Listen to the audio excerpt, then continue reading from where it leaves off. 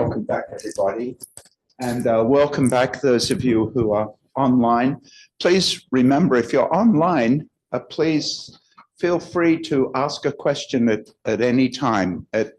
You know, if a speaker's speaking and a lot of people online, if we get questions from people who are online, it gives us confidence that you're there. And, you know, so please feel free to interrupt at any time with a question. Speaking of which, we have one right there. Oh, we do. A question for after the break.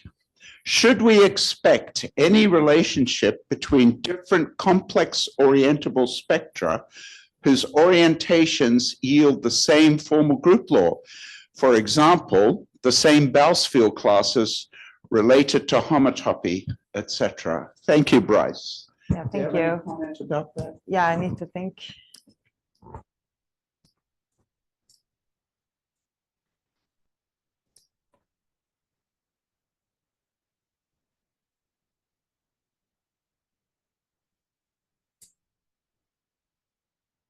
It's not clear to me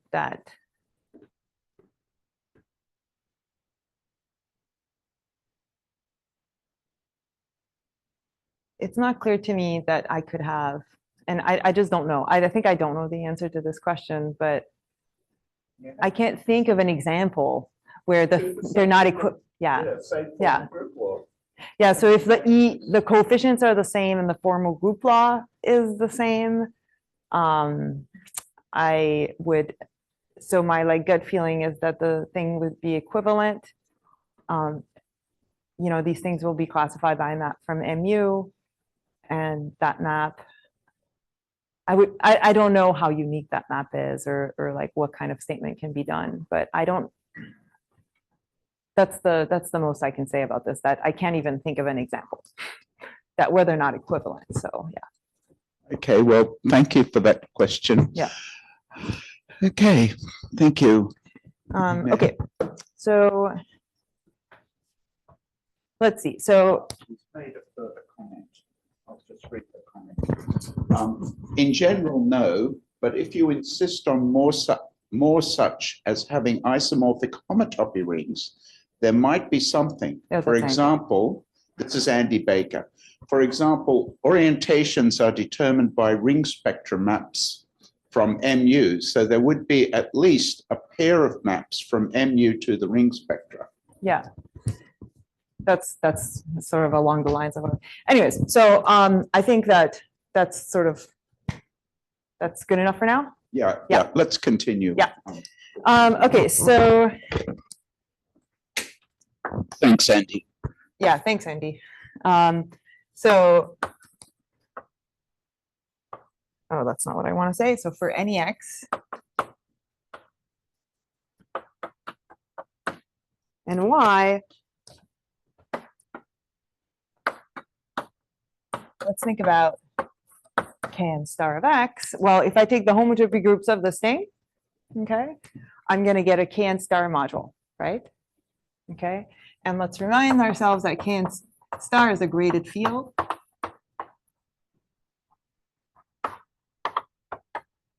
Okay, so modules over a field are free, right?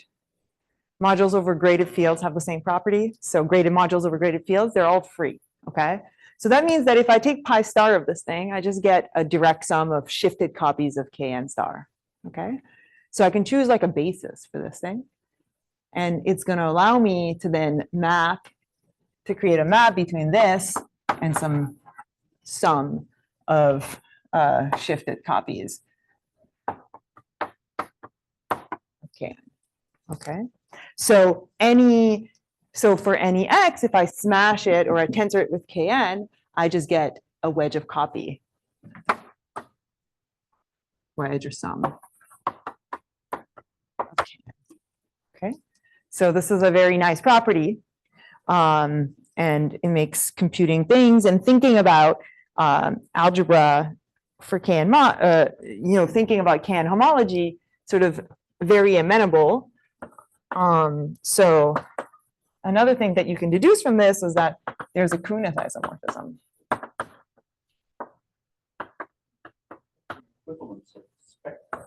Yeah. So I argued through homotopy, but then I argued how I would get the map, and then that the map is an isomorphism on can star was by design. Okay, so now if I take can star of X and I tensor it over can star with can star of Y, just like usual, I get a map to can star of X tensor Y, just like for HFP or HQ, and this map is going to be an isomorphism. Okay, so so this is great. So that means that, you know, this is whenever you have Kuneth, it makes life a lot easier for a lot of things. Okay. All right. So, and then here's a theorem. Oh, I'm not supposed to go down further. Let's start with the front. So, and Smith. So, I'm stating this theorem not so much because I'll use it, but because it just sort of shows how fundamental these guys are. Okay. So any field. So let me first make a quick definition. Let me say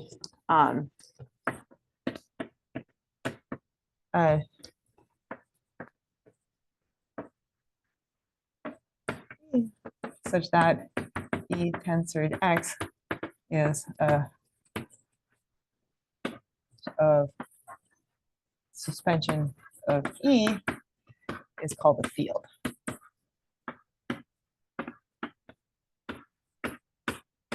Okay. And the analogy is that fields, modules over fields are free. Okay. And the theorem is that any field is a wedge of suspensions.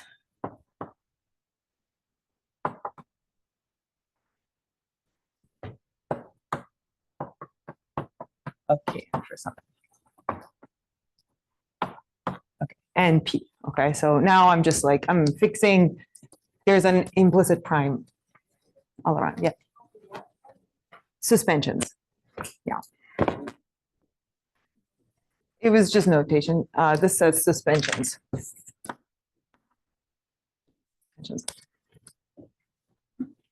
Okay, and we already saw an example of this. So here's a field,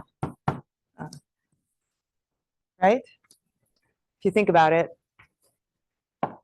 and this was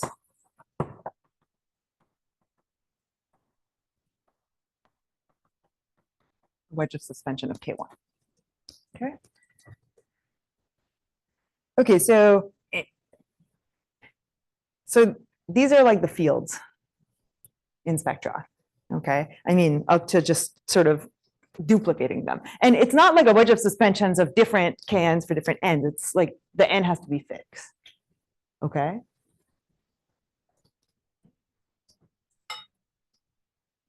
So any field is going to have a height. Yeah, that's right. Okay, so this is how fundamental these things are, but now let's think, okay, so people don't say usually like the Chromatic theories are the fields of spectra, they say they're the primes of spectra.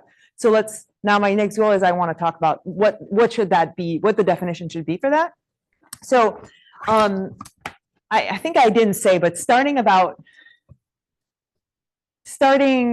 maybe today, I'm following nilpotence too a lot. So I should have said that earlier. So this is Hopkins and Smith. But now I'm going to give a historical thing where I'm also going to follow. So the next stuff that I'm going to say, this is going to be Balmer. Okay, so I'm going to cast the results of Hopkins and Smith in the language that was developed by Balmer. And the way that I find, I go all over Balmer's paper. You just go to his website, he has all the thing. And then you control search the like word spectrum, and then you'll find a bunch of papers that he does stuff. And he has there's stuff in all his introductions. I like different papers for different things. So I'm not going to give a specific reference. Okay. All right. So now what's the key here is that the stable homotopy category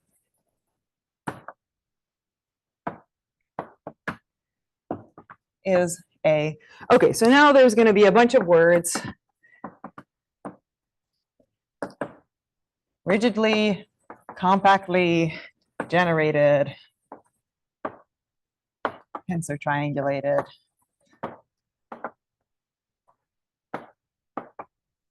Category.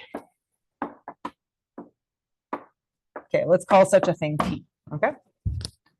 Okay, so let's see. The triangulated category is I have triangles, right? It's the usual thing. I have a suspension functor and I have a triangle and I have my triangulated structure. The tensor part is that the triangulated structure is compatible.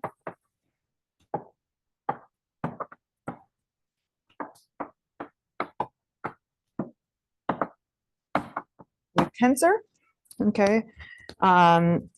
So now in any category, there's a notion of compact objects. So for example, the spheres are compacts, and what's the key here is if I look at a map from a sphere into a colimit, then it's going to factor through a finite stage. Okay, so in general, an object is compact is if I look at maps from, say, all I need to ask is a map from that object to like a sum has to, or I think so, a sum has to land into like some finite summit. Okay, all right, so it's compactly generated. Okay, so now I'm going to just say stuff because these technicalities are not going to be so important. I'm just saying them. I don't know why I'm saying that. Okay, so generated under, so that means that the category is generated under coproducts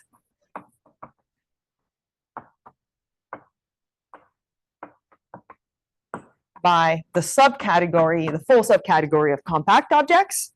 So this is compact objects. And also another condition is that this is essentially small. So there's an isomorphism, the set of so there's the isomorphism classes of compact objects is a set. Okay, so in spectra, the compact objects are just finite spectra. Okay, and then rigidly is that the tensor unit is compact, and every every compact object. So this is the same as the strongly dualizable objects.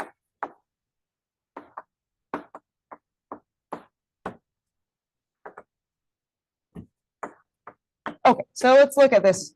So if I take the stable homotopy category, I have a tensor triangulated category. I have triangular category. The cofiber sequences are compatible with tensor products. Okay, and so is the suspension. Okay, so if I suspend and I smash, it's the same as smashing and then suspending. Okay, the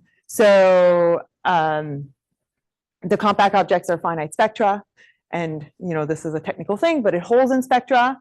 And in here, so the tensor unit is the sphere spectrum, the compact objects are finite spectra, and these are strongly dualizable. So this is Pagno-Whitehead duality. Okay, so I can take the dual of an object and I get nice compatibility with Hom sets. Okay. Is this with the usual smash product, or do you have to fiddle things to get all of this? So I'm in the stable homotopy category. So atoms will do. Yeah, the hard part with the tensor product is to do this in a different, but okay, but these problems, so obviously these problems have been solved in various models of spectra. So choose your poison. Okay, so then let's see. A lot of technical things, but I'm just like telling you, stable homotopy category fits in this abstract framework. And now we're going to make a definition.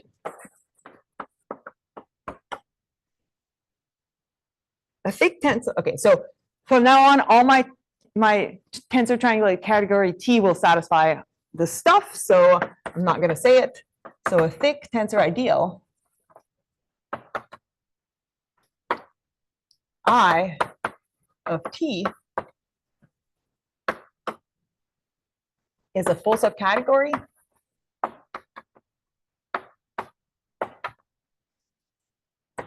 of the compact objects containing 0 such that one, the ideal is triangulated. Okay, so that means that if I have a full fiber sequence like so, and 2 out of 3 are in I, so is the third.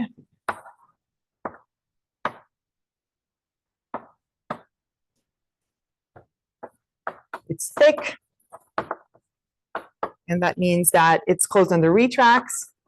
So if X is an I, and X is a sum of Y plus Z, then Y and Z are both an I. Okay. And it's an ideal, saying that if X is an I, and Y is some compact object, X tensor Y is an I. Okay. All right, so these are just kind of like, we have some structure and we want these ideals to respect that structure, okay? This one is like the ideal condition, okay? So it behaves like an ideal from algebra, okay? Do you all remember this? So an ideal, I have some subset, usually some submodule, and then if I multiply something outside, I come back in, okay? All right, and so then you can guess, okay, what would it be a prime ideal, right?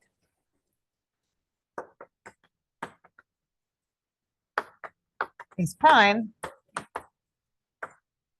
if, what do you think it should be? Remember, there's a prize. You got one yesterday, but there's one every day. So what would a prime ideal be?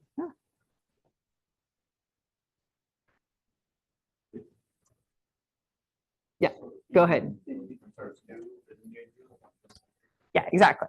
If X tensor Y is in P, then X is in P or Y is in P. Okay, great.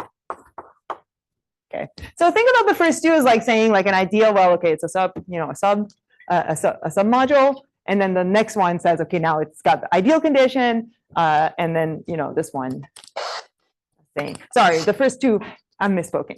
So the first two are like closed under addition and stuff like that, and then so this is just like, okay, it's got the right kind of structure for us to talk about it to begin with, and then you've got the ideal condition, and then after that, like the definition, prime ideal is just like it is what it has to be. Yeah.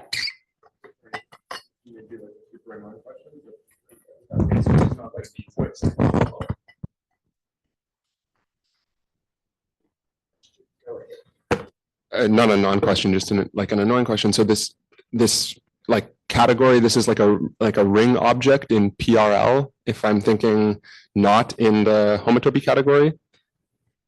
And then this is like an ideal object for that ring object. Like, is that PRL? Like the category of presentable stable infinity categories? With, and then you want T to be a ring object. Oh, I don't know the answer to that question. Okay. It's okay. I'm not annoyed because I don't know. It sounds like a good question. Yeah. Are there any other questions? Do we have any other questions? Would anybody online like to ask a question? Yes, sorry, I have a quick question from online, if that's all right. Yeah. Sorry, I thought this was going to be more personal than text chat. Is it sort of just a consequence of the compact generation that we can restrict to a full subcategory of the compact objects? Like, is that sort of a technical condition which allows us to not sort of just extend that out? Because I was wondering if you could just take this definition, but just look at a subcategory of just T, and there's still you're gonna get different answers. Okay. So I'm just like so Ballmer is careful. He talks about this prime of like the compact subcategory, and I think like you could make a different definition. But I want to be, whenever I want to talk about the spectrum of the stable homotopy category, I'm going to be talking about the spectrum of the compact objects. So if you allow, I'm not a TT expert, but I think that you could get different answers. Okay.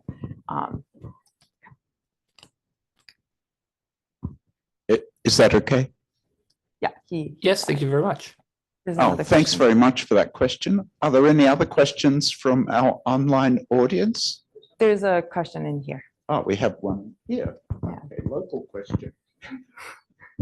I wonder, is there like classical way to think about the second condition? The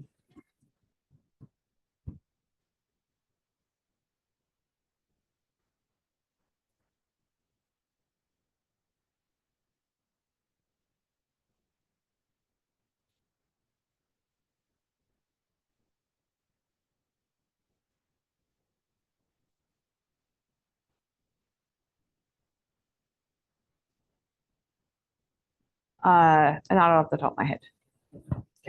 Very good. Thanks. Okay.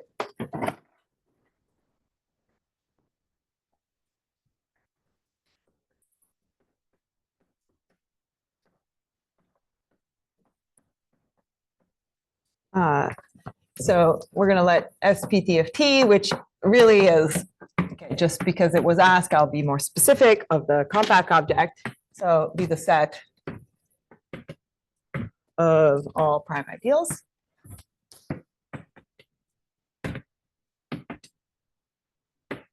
Of T. Okay, this is called the Balmer spectrum.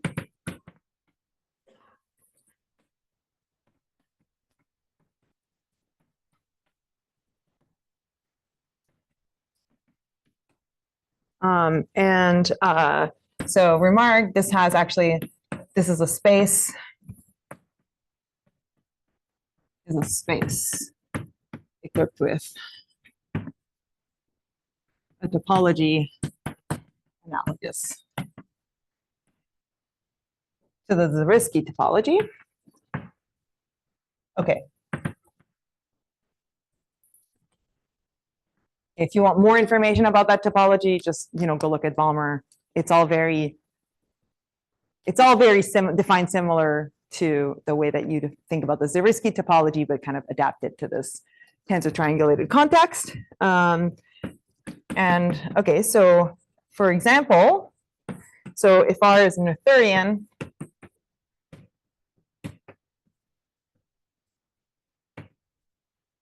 then and T is the derived category of R, then okay, the compact objects are the perfect complexes, and the spectrum of R in the classical sense is homeomorphic to the spectrum of the derived category. And by Berkeley, this is also the spectrum of the modules over HR. Okay.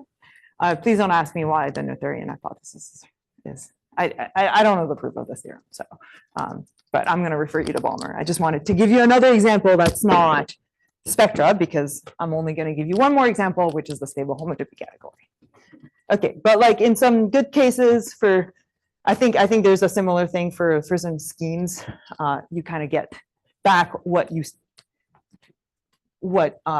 get the Zariski spectrum. Okay. Great.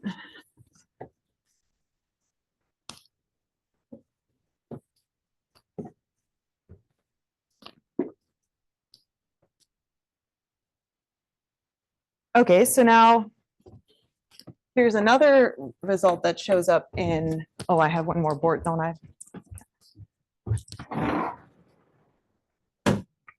Something else that's shown in these papers is that suppose I look at the spectrum of C, and now there's a ring that I can pull out a ring from the tensor triangulated category. It's going to be the endomorphisms in T of the unit object. Okay, so for the stable homotopy category, that would be like pi naught of S. Okay, so just the map from one to itself. And if I have a prime P, they actually construct a map, which is this is going to go to the F's from 1 to 1, such that the cofiber of F is not in P. Okay, so you get a map from here, and turns out this is a continuous map of spaces. And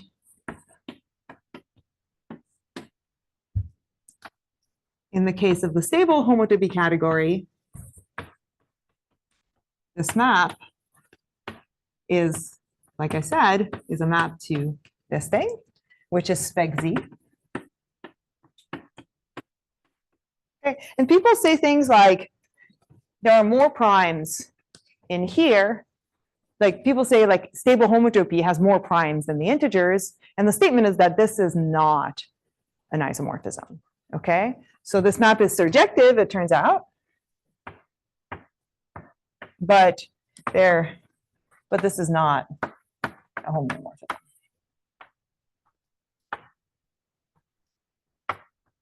So there are more primes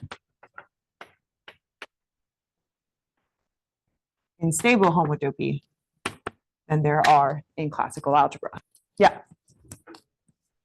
Yeah, I will. I'm going to tell you all of them. I'm going to give you so many. Okay.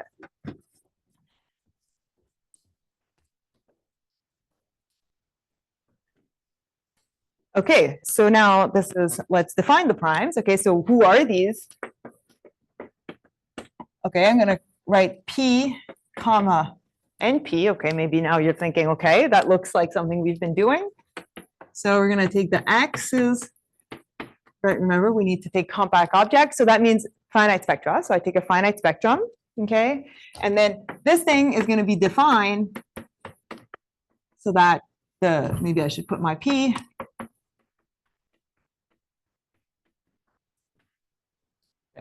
Okay, so this is the K n minus 1 acyclics finite spectra. Okay.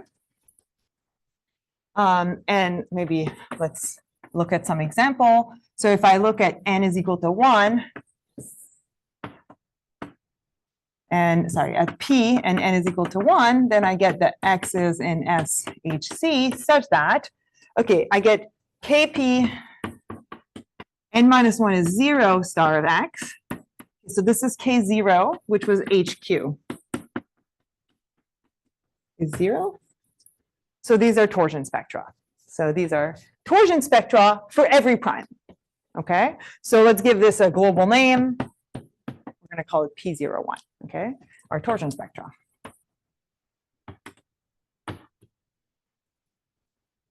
Okay. Okay, so what about infinity? If I do P infinity, then I get the finite spectra such that, well, K infinity X is 0. Well, K infinity was HFP. By definition. So these are the P acyclic finite spectra.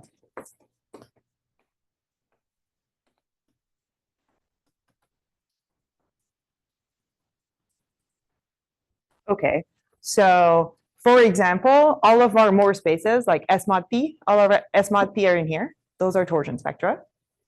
Okay, so it's in here. Okay, but if I fix a P and I take S mod Q, where Q is not P, this is in here. Okay.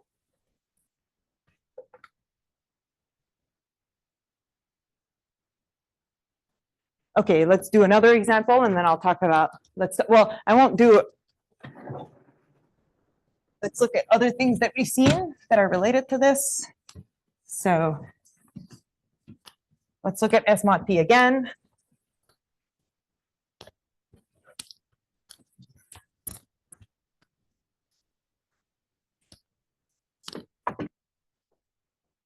S mod P, right, is in P01. That's that. But it is not in PP2.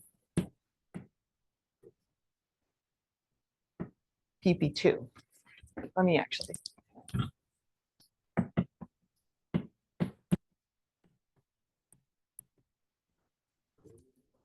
Yes. Oh, sorry, I went too low.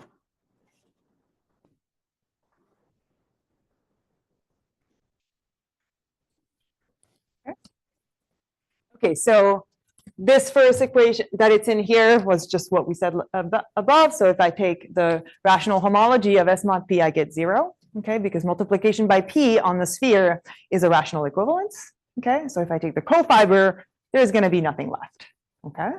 But now why is it not in there? Well, to be in there, you need the K theory to be trivial, right? You need the mod PK theory to be trivial, but K1 star, so n is equal to 2, so n minus 1 is 1.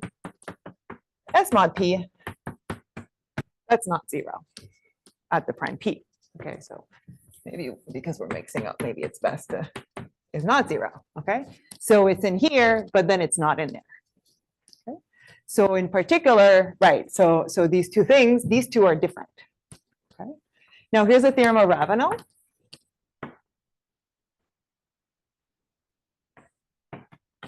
So if Kn star of x is 0,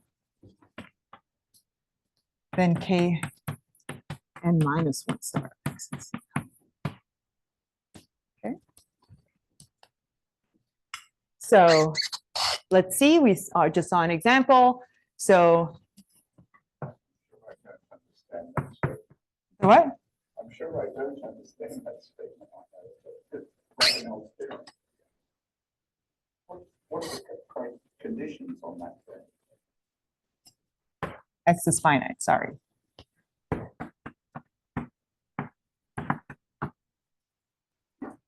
Sorry, that's I did forget that, but I'm working with so if I forget saying X is finite, I'm working with finite spectra right now. So did that help? Do you not understand what the theorem says, or do you not see why it's true? Okay, so I have a finite spectrum. If the Kn star homology of X vanishes, then the Kn minus 1 star homology of X vanishes. And my prime is fixed, so.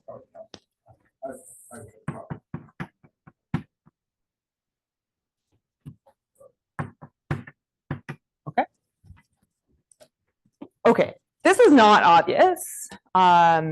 So you have to, like, I guess it's something related to the invariant prime ideal theorem. So the proof in Ravenel is involved, okay? But let's see, we've seen an example. So we've seen that,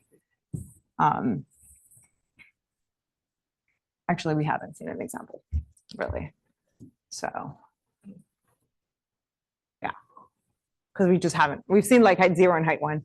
We haven't really done much. So I think for now, I'm just gonna do that. Okay, so, and I think here I meant like with n, and I want n to be an integer, but okay. And once it's non-zero, it stays non-zero. Once, okay, so if this is not 0, then it stays not 0, sure, okay? Okay, but now let's think, what does that mean for our primes here? So, or corollary or rephrasing, right? So that means that if I'm in, so this is the condition for being in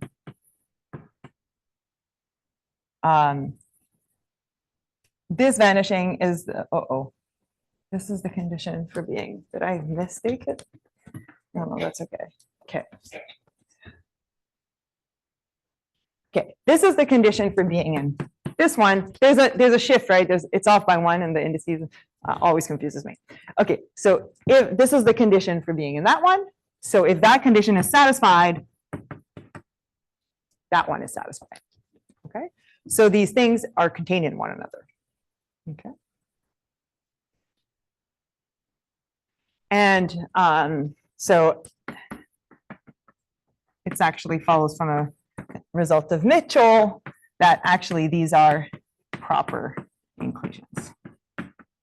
Okay. And we're going to talk about, we're going to end up, so this is the proper credit, but we're going to talk about elements in here that are not in there as we go along. Okay, so we'll see this a little bit more concretely. Okay, great. So then we can draw Balmer's picture of the spectrum of the stable homotopy category.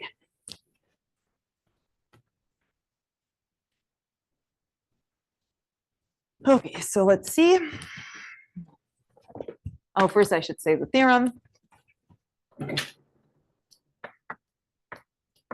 is Hopkins and Smith, and it's proven nilpotence 2. And it says the prime ideals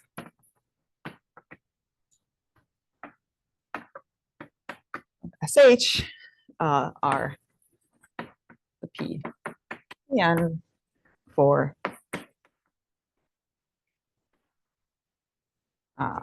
ones. Did I use different notation? With these guys. Okay, so these are exactly the prime ideals. Okay, so if you open Hopkins-Smith, you'll see that there's no ideals. There's nothing like that. So it turns out that under the conditions I put, so under certain conditions that the stable homotopy category satisfy, and maybe under the conditions I put, the ideal condition is actually redundant. So I just, if you're a thick subcategory, then you're a thick tensor ideal. Okay, I put it there because it is like, that's the intuition, right? That connects us to the prime, and that's the definition that generalizes, okay? So if you look at Hopkins-Smith, what they're doing is classifying thick subcategories. Also, they're doing it p-locally. And you know, you can open, like in Ballmer's papers, he kind of does it more globally. Like he kind of generalizes a bit what they're doing so that he gets the spectrum of the whole category, not just of the p-local versions. Okay, so it might look a little different if you open it, but I think that this is really the explanation here that connects it with our intuition that these are primes. Okay. Okay, so now Ballmer's picture.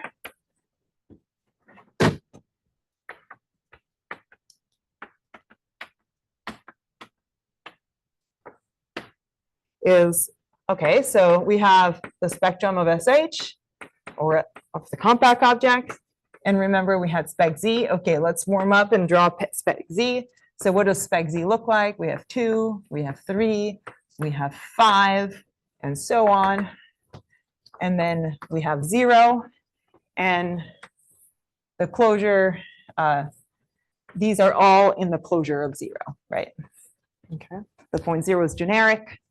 And these guys are in the closure in the spectrum. Okay, so now this one on top, I'm going to have 5 infinity. Okay, and then I'm going to have the finite ones.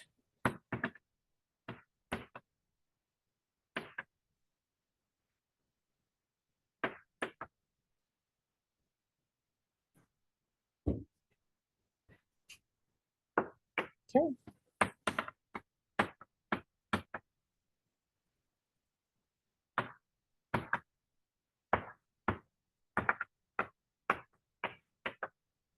And then I'm going to run out. I didn't give myself too much space, but that's okay.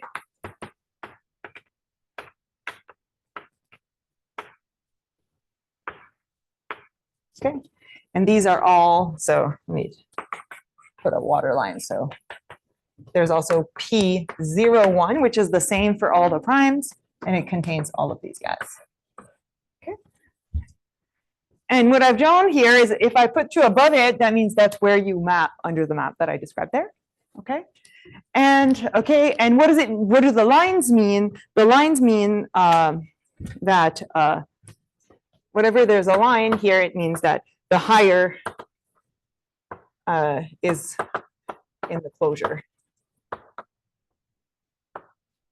of the things above, the things below it.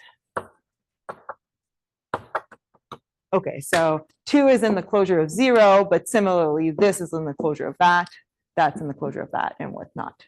Okay, so these are not closed.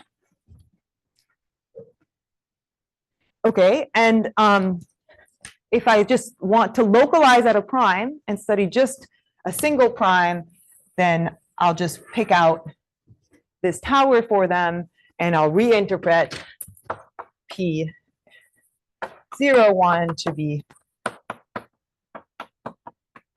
So these are just the localization of finite spectra at the prime P, okay, such that, what is that? Such that HQ star of X is 0. So the P local torsion spectra.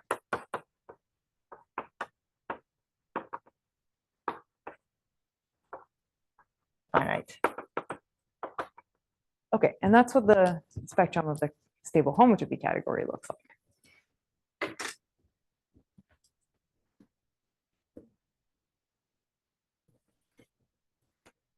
Okay, so I erased it, but when we looked at the nilpotence theorem, we talked about, prompted by your question, you said, okay, I understand the saying, like, if it's true at all primes and it's true in generally, and that's what the theorem was somehow saying, right?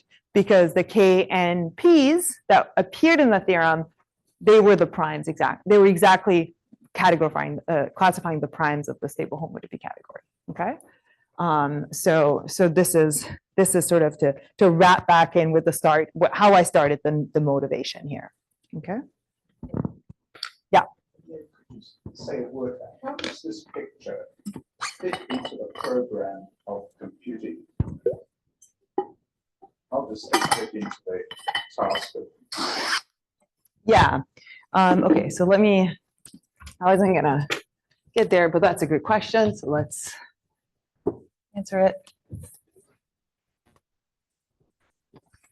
Okay, so we talked a little bit last time about the K1 local sphere, and on my board here, I also told you about the E1 local sphere.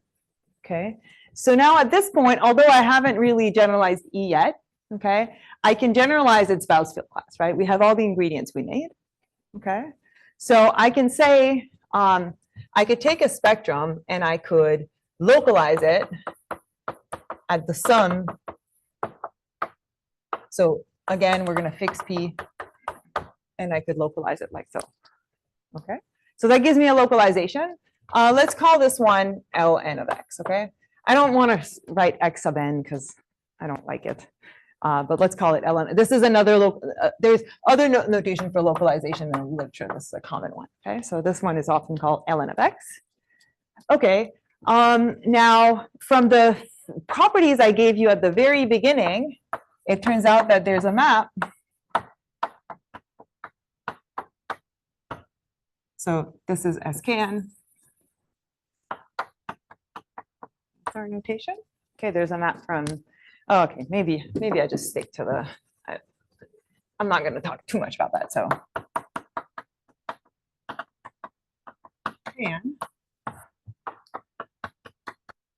okay, so let's see. If you're a cyclic for the sum, then you have to be a cyclic for each and one of them because the homology just splits at the direct sum. So you get a map like that. But okay, I can also drop the first one, the last one. Like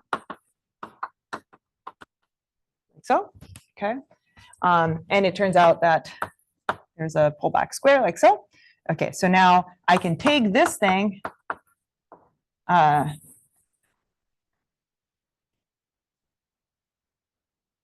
okay. So now I'm going to take this thing and I'm going to localize at the complement. Okay. All right, so this map is just the localization map. Okay. And then this is the localization of the localization map. Okay. And it turns out this is a pullback square. So remember we had like the homotopy pullback square that had the localization at K mod P's at all the theories mod P and then the rational bit. This refines that. Okay. So what we're saying is that it's not just a simple pullback. It's kind of like more an inductive process. If I want to understand localization at the first n primes, right, then I can understand it by first understanding the localization as a specific prime, localization at the first n minus 1 prime, and some kind of gluing data.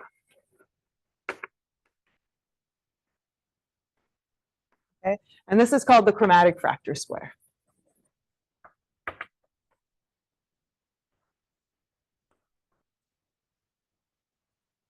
Okay, so you can imagine that if you could do the impossible, you could understand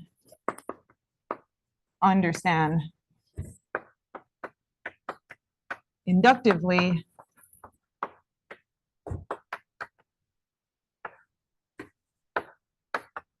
and okay, let me use my notation because that's a lot to write. Ln x for all n, okay, just by doing it one at a time. Okay, one prime at a time and doing the gluing. Okay. And now here's a theorem of Hopkins and Ravenel.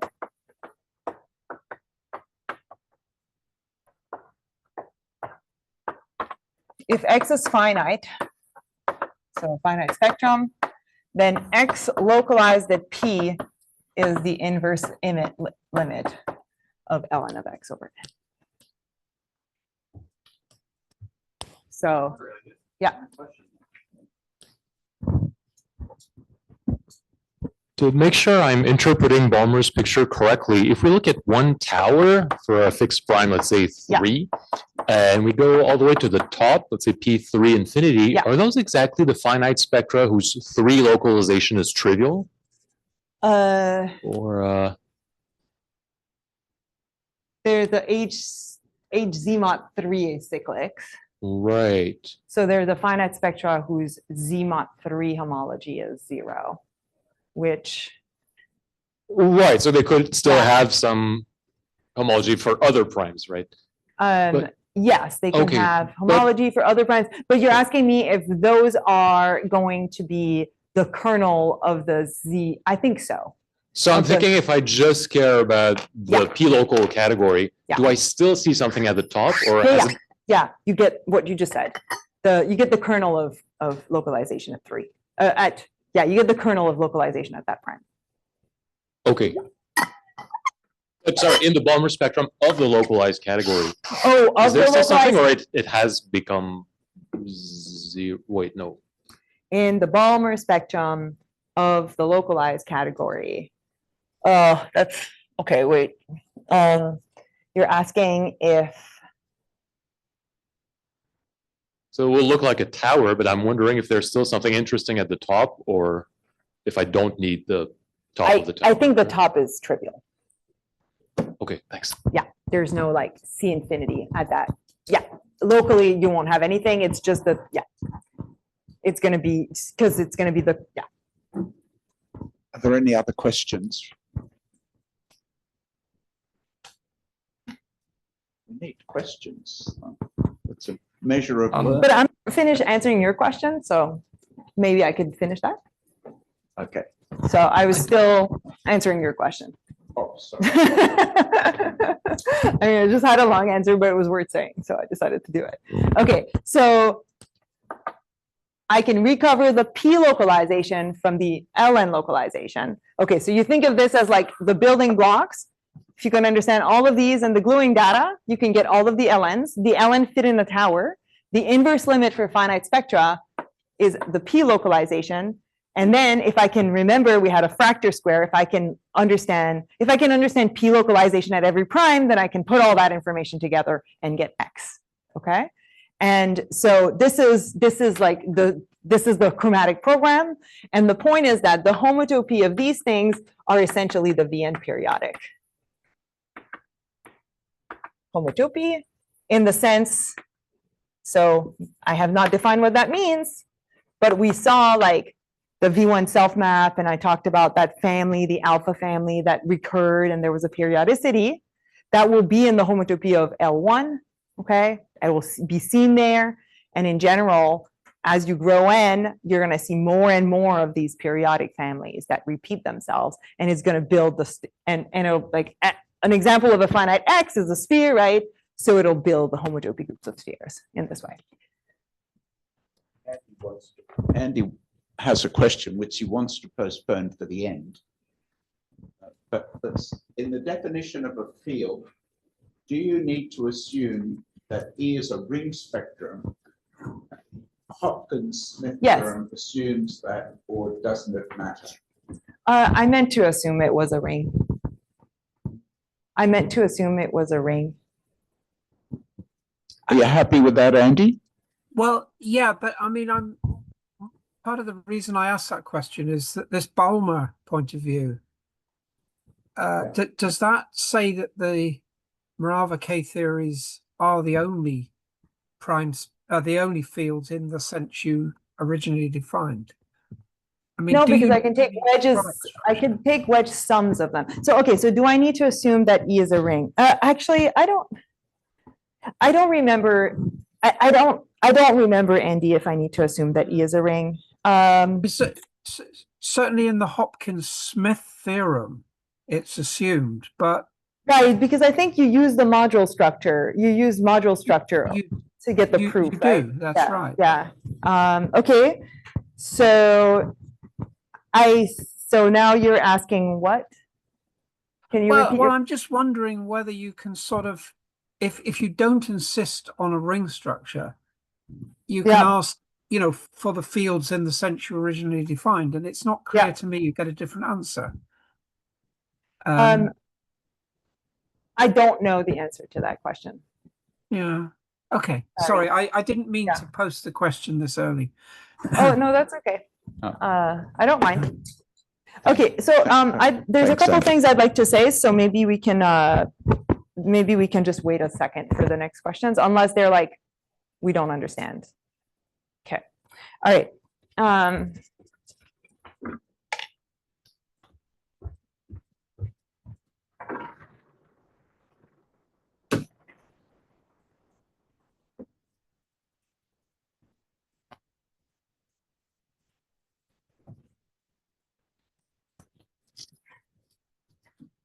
Okay, so a finite spectrum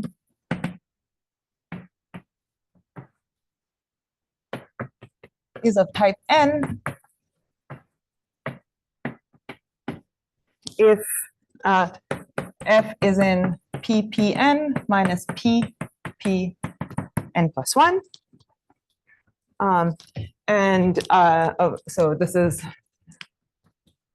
So this is if N is bigger than 0, and if F is in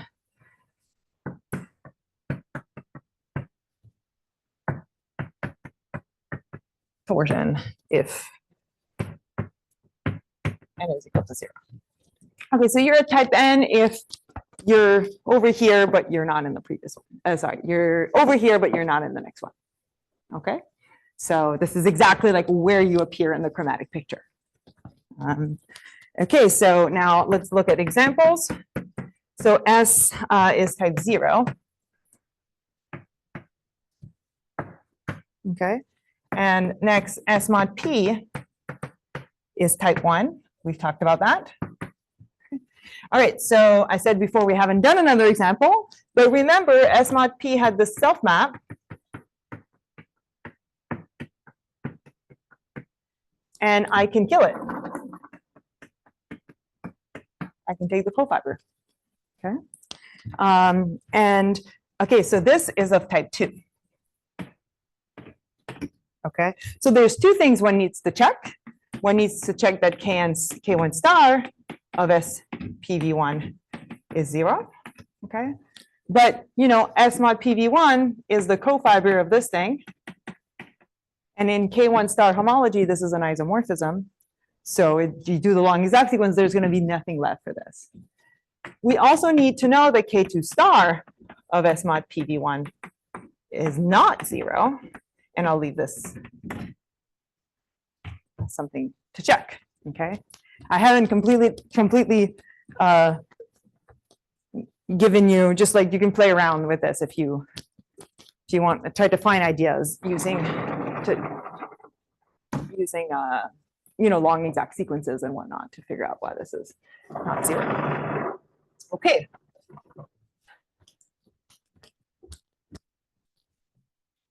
Oops, no. Oh, it's okay. I don't think we're going to get there anyway, so that's fine. I'm going to erase this thing. Okay. Actually, go up here.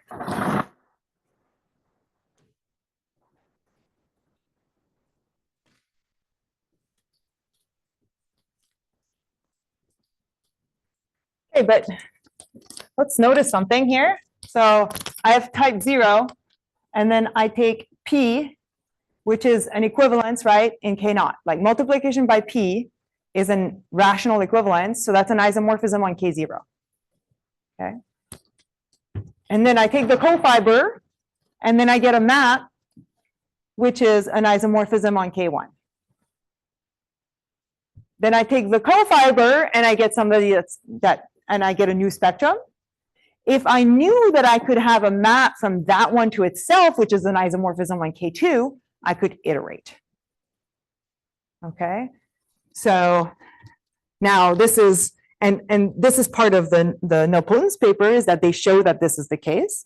So again, let me say, if we had something like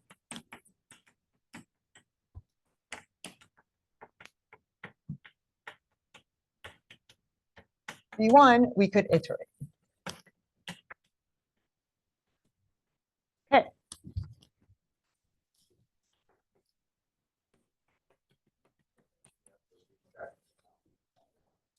Really important statement. Well, so let me just read it again. If I had a map, so from a self map of S mod PV1, which is a K2 equivalence, I could iterate my process. Okay, so don't worry if you can't read that specifically. We're gonna like talk about that a lot, so it's not gonna get lost in translation. Okay, so we're gonna fix some prime P and some n greater or equal to 0. Okay, so and F is gonna be of type n. Let me, I defined this, so I might as well just use it. F has type n if and only if F admits a self map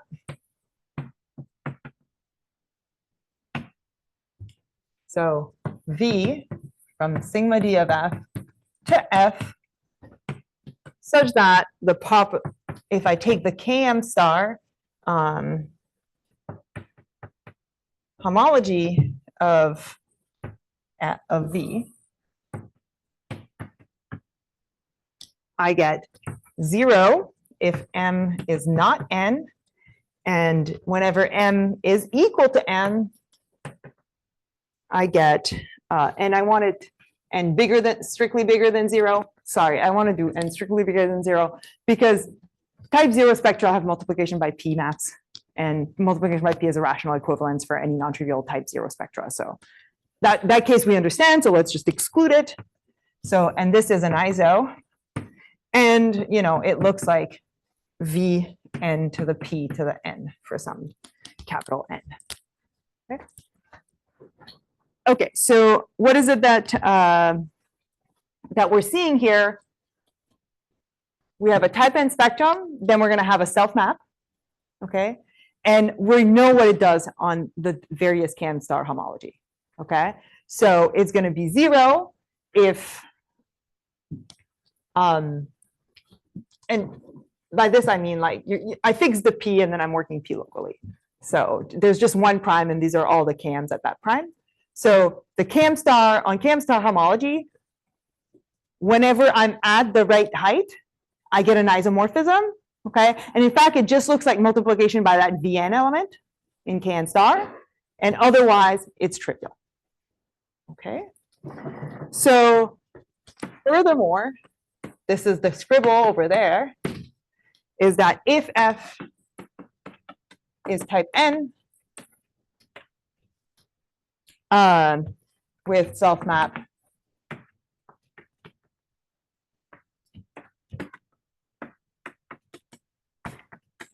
as above, then F mod V, so the cofiber is type N plus 1.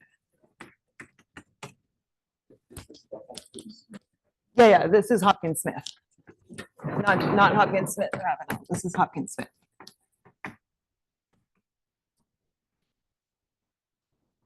Okay, so this is